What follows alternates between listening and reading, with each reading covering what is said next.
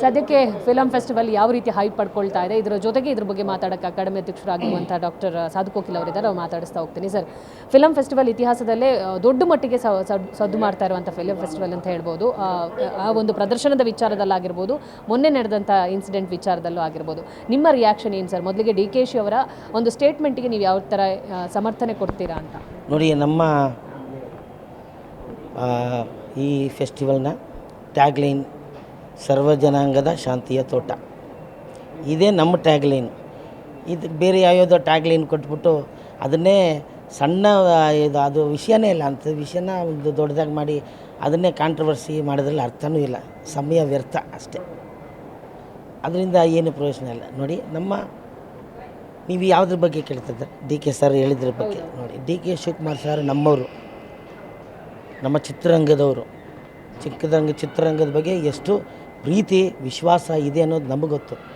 ಅವರು ನಮ್ಮನ್ನೆಲ್ಲ ನಮ್ಮ ಕುಟುಂಬದವರು ಅಂತ ಅಂದ್ಕೊಂಡಿರೋರು. ವೇದಿಕೆ ಮೇಲೆ ಇವಾಗ ನಾನು ಸ್ಟ್ರೇಂಜರ್ ಹತ್ರ ಮಾತಾಡೋದು ಬೇರೆ, ಸ್ನೇಹಿತರ ಹತ್ರ ಮಾತಾಡೋದು ಬೇರೆ. ಸ್ನೇಹಿತರು ಅಂದಾಗ ಜಾಲಿಯಾಗಿ ಏನೋ ಒಂದೆರಡು ಮಾತಾಡಿರ್ತೀವಿ.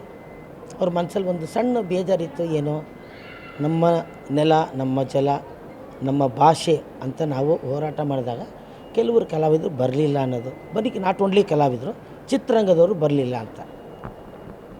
ಇನ್ನು ಮುಂದಕ್ಕೆ ಸರ್ಕಾರದಿಂದ ಆಗುವಂಥ ಕಾರ್ಯಕ್ರಮಗಳಿಗೆ ನಮ್ಮ ನೆಲ, ನಮ್ಮ ಜಲ, ನಮ್ಮ ಮಣ್ಣು, ನಮ್ಮ ಭಾಷೆ ಅನ್ನೋ ಕಾರ್ಯಕ್ರಮಕ್ಕೆ ಅತಿ ಹೆಚ್ಚಾಗಿ ಸೇರೋಣ ಅನ್ನೋದನ್ನು ಅಂದ್ಕೊಳ್ಳೋಣ ನಾವು. ಅದ್ರಲ್ಲಿ ತಪ್ಪೇನಿದೆ ಅಂತ ನನಗೆ ಅನಿಸಿಲ್ಲ. ಸರ್, ವೇದಿಕೆಯಲ್ಲಿ DKಶಿ ಅವರು ನಿಮ್ಮ ಹೆಸರು ಮತ್ತು ವಿಜಯ್ ಸರ್ ಹೆಸರನ್ನು ಮೆನ್ಷನ್ ಮಾಡಿದರು. ಅವರು ಹೋರಾಟದಲ್ಲಿ ಭಾಗಿಯಾಗಿದ್ದರು. ಆ ಕಾರಣಕ್ಕಾಗಿ ಈ ಒಂದು ಸಲದ ಅಧ್ಯಕ್ಷ ಸ್ಥಾನವನ್ನು ಅವರು ಕೊಡಬೇಕು ಅಂತ ನಿರ್ಧಾರ ಮಾಡಿದ್ವಿ ಅನ್ನುವಂಥದ್ದನ್ನು ವೇದಿಕೆ ಮೇಲೆ ಹೇಳಿರುವಂಥದ್ರ ಬಗ್ಗೆ ಹೇಳಿ. ನೋಡಿ, DK ಶಿವಕುಮಾರ್ ಸಾರು ವೇದಿಕೆ ಮೇಲೆ ಹೇಳಿರ್ಬೋದು, ಸಾಧು ಕೋಕಿಲರು ಬಂದಿದ್ದರು, ಅದಕ್ಕೆ ಅವ್ರನ್ನ ಅಧ್ಯಕ್ಷರು ಮಾಡಿದ್ವಿ ಅಂತ. ಆದರೆ ನಾನು 15 ವರ್ಷದಿಂದ ಕಾಂಗ್ರೆಸ್ಗೋಸ್ಕರನೇ ದುಡಿತಾ ಇದ್ದೀನಿ.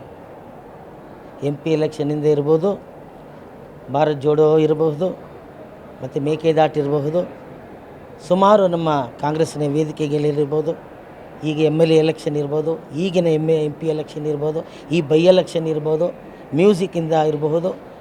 ನನ್ನ ಸಂಗೀತ ಇವತ್ತಿಗೂ ಹೆಜ್ಜೆ ಹಾಕುತ್ತೇವೆ ಅನ್ನೋ ಒಂದು ಹಾಡಿರ್ಬೋದು, ಜನರನ್ನು ಕರ್ಕೊಂಬರುವಂಥ ಕೆಲಸ ಮಾಡಿದ್ದೀನಿ. ಸಾಧು ಕೋಕಿಲಾಗಿರೋ ಪಾಪ್ಯುಲಾರಿಟಿನ ನಾನು ಯೂಸ್ ಮಾಡ್ಕೊಂಡಿದ್ದೀನಿ ನಮ್ಮ ಸರ್ಕಾರಕ್ಕೋಸ್ಕರ. ನಾನು ಹೋಗಿ ಒಂದು ವೇದಿಕೆ ಮೇಲೆ ನಿಲ್ತೀನಿ ಅಂದರೆ 100 ಜನ 1000 ಜನ ಸೇರ್ತಾರೆ. ಆ ಪಾಪ್ಯುಲಾರಿಟಿ ನನ್ನ ಸಾಧು ಕೋಕಿಲಾಗಿದೆ. ಸೊ ಮ್ಯೂಸಿಕಲ್ಲಿದೆ, ಪ್ರಚಾರದಲ್ಲಿದೆ, ಕೆಲಸಗಳು ಮಾಡಿದ್ದೀನಿ. ಅದನ್ನೆಲ್ಲ ಅವ್ರ ಮನಸ್ಸಲ್ಲಿ ಇಟ್ಕೊಂಡು ಹೇಳಿದ್ದಾರೆ DK ಸರ್. ಎಲ್ಲ ವಿಷಯನ ಹೇಳ್ಕೊಂಡು ಕೂತ್ಕೊಳ್ಳೋಕ್ಕಾಗಲ್ಲ, ಅದಕ್ಕೆ ಅದೊಂದು ಮೆನ್ಷನ್ ಮಾಡಿದ್ದಾರೆ ಅಷ್ಟೇ. ಸರ್, ಅವರು ಹೇಳಿರೋ ವಿಷಯ ಕರೆಕ್ಟ್ ಇದ್ದರು. ಅಲ್ಲಿ ಬಳಸಿರುವಂಥ ಪದ ನಟ್ಟು ಬೋಲ್ಟ್ ಅನ್ನುವಂಥ ಹಲವು ಕಲಾವಿದರಿಗೆ ನೋವು ತಂದಿದೆ. ತಾನೇ ನಿಮ್ಗೆ ಹೇಳಿದೆ, ಸಿನಿಮಾ ಅಂದರೆ ಅವ್ರದ್ದೇ ಕುಟುಂಬ, ಎಲ್ಲ ಒಟ್ಟಿಗೆ ನಾವು DK ಸರ್ ಎಲ್ಲ ಕೂತ್ಕೊಂಡಾಗ ಸಾಮಾನ್ಯವಾಗಿ ಸಿನಿಮಾ ಬಗ್ಗೆ ಜಾಲಿಯಾಗಿ ಮಾತಾಡ್ತೀವಿ. ಆ ಜಾಲಿಯಾಗಿ ಮಾತಾಡಿದ್ರು ಅಂತ ಯಾಕೆ ತಂದ್ಕೊಳ್ಳಲ್ಲ? ಅದೇ ಒಂದು ದೊಡ್ಡ ವಿಷಯ ಆಗ್ಬಿಟ್ರೆ ಅದು ಸಮಯ ವ್ಯರ್ಥ ಅಷ್ಟೇ. ಅದರಿಂದ ಏನೂ ಪ್ರಯೋಜನ ಆಗಲ್ಲ. ಇದಕ್ಕೆ ಸಂಬಂಧಪಟ್ಟಂತೆ ಇವತ್ತು ನವರಸ ನಾಯಕ ಜಗ್ಗೇಶ್ ಸರ್ ಅವರು ಒಂದು ಟ್ವೀಟ್ ಮಾಡಿದರು. ಇನ್ವಿಟೇಷನ್ನು ಸರಿಯಾದ ಸಮಯಕ್ಕೆ ಬಂದಿಲ್ಲ, 6 ಗಂಟೆಗೆ ಬಂದಿದೆ ಅಂತೇಳಿ. ಸೊ ಇದಕ್ಕೆ ನೀವು ರಿಯಾಕ್ಟ್ ಮಾಡೋದಿದ್ರಿ ಸರ್? ಅದು ನಾವು ಇನ್ವಿಟೇಷನ್ ಕಳಿಸಿರೋರೆಲ್ಲ ಅದನ್ನೇ ಹೇಳಬೇಕು. ಕರೆಕ್ಟಾಗಿ 6 ಗಂಟೆ ಬಂದಿದೆ, ಪ್ರೋಗ್ರಾಮ್ ಇದ್ದಿದ್ದು 5 ಗಂಟೆಗೆ, 6 ಗಂಟೆಗೆ ಇನ್ವಿಟೇಷನ್ನು. ಸಾಧ್ಯನಾ? ನೀವು ಜನರಲ್ಲಿ ಸಾಧ್ಯನಾ? ನೋಡಿ, ಕೆಲವ್ರಿಗೆ ಎಲ್ಲೋ 1 2 ಮಿಸ್ ಆಗಿರಬಹುದು. ಈ ಇಂಟರ್ನ್ಯಾಷನಲ್ ಫಿಲ್ಮ್ ಫೆಸ್ಟಿವಲ್ ಕರೆಕ್ಟಾಗಿ ಮಾರ್ಚ್ 1ನೇ ತಾರೀಕು ನಡೆಯುತ್ತೆ ಅನ್ನೋದನ್ನು ಜನವರಿ 6ನೇ ತಾರೀಕೇ ನಾವು ಪ್ರಚಾರಕ್ಕೆ ಹೇಳಿದ್ದೀವಿ. CM ಅವ್ರ ಜೊತೆ ಮೀಟಿಂಗ್ ಆದಮೇಲೆ ಅಲ್ಲೇ ಪ್ರೆಸ್ ಮೀಟಲ್ಲೂ ಹೇಳಿದ್ದೀವಿ, ಪೇಪರ್ಗಳಲ್ಲೂ ಬಂದಿದೆ, TVಯಲ್ಲೂ ಬಂದಿದೆ. ಯಾವ ವೇದಿಕೆಯಲ್ಲಾಗುತ್ತೆ, ಯಾವ ವಿಧಾನಸೌಧದ ಬೃಹತ್ ಮೆಟ್ಟಿಲ ಮೇಲೆ ಸಾಯಂಕಾಲ 5 ಗಂಟೆಗೆ ಶುರುವಾಗುತ್ತೆ ಕಾರ್ಯಕ್ರಮ ಅನ್ನೋದು ಇಡೀ ಕರ್ನಾಟಕಕ್ಕೆ ಗೊತ್ತು. ಈ ಸಾಧು ಕೋಕಿಲ ಮನೆಯ ಕಾರ್ಯಕ್ರಮ ಅಲ್ಲ ಇದು. ಸರ್ಕಾರ ಚಿತ್ರರಂಗಕ್ಕೋಸ್ಕರ ಮಾಡ್ತಾ ಇರೋ ಕಾರ್ಯಕ್ರಮ ಅಂದಾಗ ಯಾರು ಆಸಕ್ತಿ ಇರಬೇಕು? ನನಗೆ ಆಸಕ್ತಿ ಇರಬೇಕು, ನಾನು ಬರ್ತೀನಿ. ಜೊತೆಗೆ ಇದೆಲ್ಲ ಹೇಳಿದ್ನಲ್ಲ, 6ನೇ ತಾರೀಕು ಹೇಳಿದ್ದೀವಿ, 12ನೇ ತಾರೀಕು ವಾರ್ತಾ ಇಲಾಖೆಯಲ್ಲಿ ನಮಗೆ ಪ್ರೆಸ್ ಮೀಟ್ ಮಾಡಿ ನಿಮ್ಮ TV ವಾಹಿನಿಯಲ್ಲೂ ಹೇಳಿದ್ದೀವಿ ಏನೇನು ಕಾರ್ಯಕ್ರಮ ಆಗುತ್ತೆ, ಎಷ್ಟು ಗಂಟೆಗೆ ಶುರುವಾಗುತ್ತೆ ಅಂತ ಹೇಳಿದ್ವಿ. ತಿರ್ಗಾ 28ನೇ ತಾರೀಕು ಮತ್ತೆ ಹೇಳಿದ್ದೀವಿ, ಪೇಪರಲ್ಲಿ ಬಂದಿದೆ. ನಾನು ಖುದ್ದಾಗಿ ಸುಮಾರು ಜನಕ್ಕೆ ಮುಂಚೆನೇ ಹೋಗಿ ಪ್ರೋಟೋಕಾಲಲ್ಲಿ ವೇದಿಕೆ ಮೇಲೆ ಯಾರ್ಯಾರು ಇರಬೇಕಾಗತ್ತೆ, ಯಾರ್ಯಾರಿಗೆ ಹೇಳಲೇಬೇಕು ಅಂಥವ್ರಿಗೆ ನಾನೇ ಖುದ್ದಾಗಿ ಹೋಗಿ ಹೇಳಿದ್ದೀನಿ. ನಮ್ಮ ಅನಂತು ಅವರು ಮತ್ತು ವೆಂಕಟೇಶು ಮತ್ತು ರಮೇಶ್ ಇವರುಗಳು ನಮ್ಮ ಸಿನಿಮಾ PROಗಳು. ಅವರ ಕೈಯಲ್ಲಿ ಖುದ್ದಾಗಿ ಒಂದಷ್ಟು ಇನ್ವಿಟೇಷನ್ಗಳನ್ನ ಎಲ್ರಿಗೂ ತಲುಪಿಸಿದ್ದೀವಿ. ಜೊತೆಗೆ ಪೋಸ್ಟಲ್ಲೂ ಕಳಿಸಿದ್ದೀವಿ. ಪೋಸ್ಟಲ್ಲಿ ಬರೀ ಇನ್ವಿಟೇಷನ್ ಕಳಿಸಿಲ್ಲ, ಎಲ್ರಿಗೂ ಪಾಸ್ಗಳನ್ನ ಇಟ್ಟು ಕಳಿಸಿದ್ದೀವಿ. VIP ಪಾಸು ಎಲ್ಲ ಕಳಿಸಿದ್ದೀವಿ. ನೋಡಿ, ಎಲ್ಲ ಸಂಘ ಸಂಸ್ಥೆಗಳು ಪ್ರತಿಯೊಬ್ಬರು ಬಂದು ಪಾಸ್ಗಳು ಕಲೆಕ್ಟ್ ಮಾಡ್ತಾರೆ. ಒಂದು ವಾರಕ್ಕೆ ಮುಂಚೆ 15 ದಿನಕ್ಕೆ ಮುಂಚೆ ಪಾಸ್ಗಳು ಕಲೆಕ್ಟ್ ಮಾಡ್ತಾರೆ.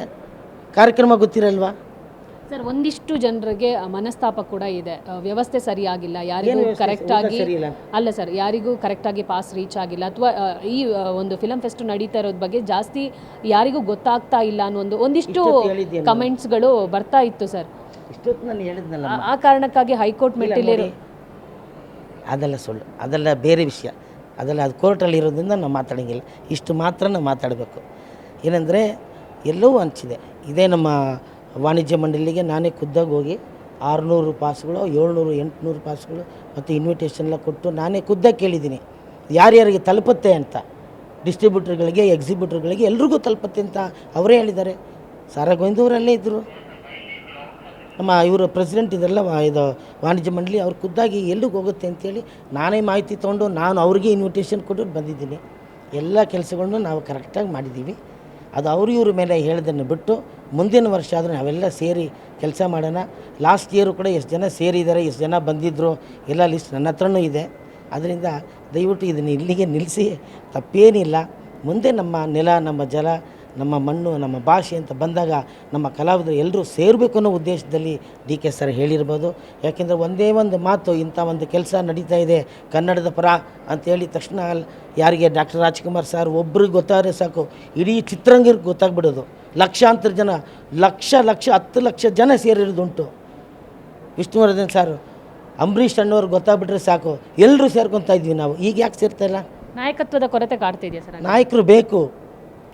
ಒಬ್ಬ ನಾಯಕ ಇದ್ರೇ ಅವನಿಂದ ನಾವು ಫಾಲೋ ಮಾಡ್ತೀವಿ.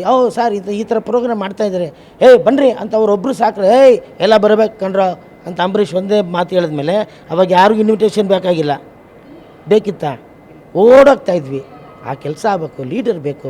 ಆವಾಗ ನಮಗೆ ಒಂದು ಜಾಗ ಅಂತ ಗೊತ್ತಾದಾಗ ಅಲ್ಲಿ ಹೋಗಿ ಏನಾರು ನಾವು ಮುಂದಿನ ದಿನಗಳಲ್ಲಿ ಎಲ್ಲರೂ ಸೇರಿ ಏನು ಮಾಡೋಣ ಅನ್ನೋದನ್ನು ಯೋಚನೆ ಮಾಡೋಣ. ನಮಸ್ಕಾರ ಸರ್. ಈ ಸಲದ ಫಿಲಮ್ ಫೆಸ್ಟ್ ಹೈಲೈಟ್ ನಾವು ಮಾಲಿವುಡ್ ಮಂಜುಮಲ್ ಬಾಯ್ಸ್ ಆಗಿರ್ಬೋದು, ಅಮರನ್ ಆಗಿರ್ಬೋದು, ಇಂಥ ಒಂದು ಶೋ ನಡೀತಾ ಇದೆ. ಸೊ ಅವ್ರು ಕೂಡ ಬರ್ತಿದ್ದಾರೆ ಅಂತ ಕೂಡ ಹೇಳ್ತಿದ್ದೀರಾ. ಸೊ ಈ ಸಲದ ಹೈಲೈಟ್ಸ್ಗಳು ಏನು ಸರ್? ತುಂಬ ಹೈಲೈಟ್ ಪಾಯಿಂಟ್ ಈ ವರ್ಷ ಈ ಇಂಟರ್ನ್ಯಾಷನಲ್ ಫೆಸ್ಟಿವಲಲ್ಲಿ ತುಂಬ ಸಾವಿರಾರು ಯಂಗ್ಸ್ಟರ್ಸ್ ಸೇರಿರೋದು. 3400-500 ರಿಜಿಸ್ಟ್ರೇಷನ್ಗಳಾಗಿದ್ದಾವೆ, ಹೈಯೆಸ್ಟ್ ಇದು. ಸೊ ಇಲ್ಲಿ ಯಂಗ್ಸ್ಟರ್ಸ್ಗೆ ಆಸಕ್ತಿ ಇದೆ, ಹೊಸದು ಏನಾದ್ರು ತಿಳ್ಕೊಬೇಕು ಅಂತಿದೆ ಈ ಇಂಟರ್ನ್ಯಾಷನಲ್ ಫೆಸ್ಟಿವಲಲ್ಲಿ. ಅದೇ ರೀತಿಯ ಕಾರ್ಯಕ್ರಮಗಳು ಕೂಡ ನಾವು ಹಮ್ಮಿಕೊಂಡಿದ್ದೀವಿ.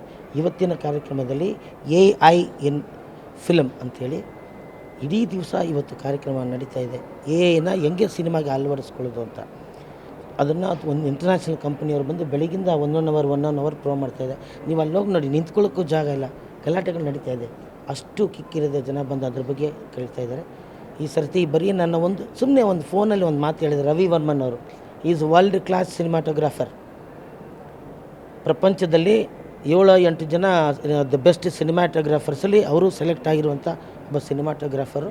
ಒಂದೇ ಒಂದು ಮಾತಿಗೆ ಬೆಲೆ ಕೊಟ್ಟು ಅವರು ಕೂಡ ಬಂದು ಇಲ್ಲಿ ಕ್ಲಾಸ್ ನಡೆಸ್ತಾ ಇದ್ದಾರೆ. ಆಮೇಲೆ ಮಂಜುಮಲ್ ಬಾಸ್ ಟೀಮ್ ಬಂದು ಅವರು ಪ್ರೆಸೆಂಟೇಷನ್ ಇದೆ. ಅಮರನ್ ಟೀಮ್ ಬರುತ್ತೆ. ನಮ್ಮ ಇವರು ಯಾರು ಕಾಕ ಸಿನಿಮಾಲ ತೆಗೆದಲ್ಲ, ಅವ್ರು ಯಾರು, ಗೌತಮ್ ಮೆನನ್, ಅವ್ರ ಟೀಮ್ ಬರ್ತಾಯಿದೆ.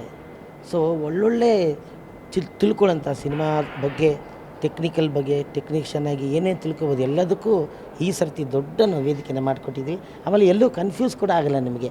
ಎಲ್ಲ ಕಡೆ ಬೋರ್ಡ್ ಇರುತ್ತೆ, TV ಇರುತ್ತೆ, ಯಾವ ಸಿನಿಮಾ ಎಲ್ಲೆಲ್ಲಿ ನಡೆಯುತ್ತೆ, ಏನೆಲ್ಲ ತಿಳ್ಕೊಬೋದು ಅನ್ನೋ ಮಾಹಿತಿ ಬಹಳ ಚೆನ್ನಾಗಿ ಮಾಡಿಕೊಟ್ಟಿದ್ದೀವಿ.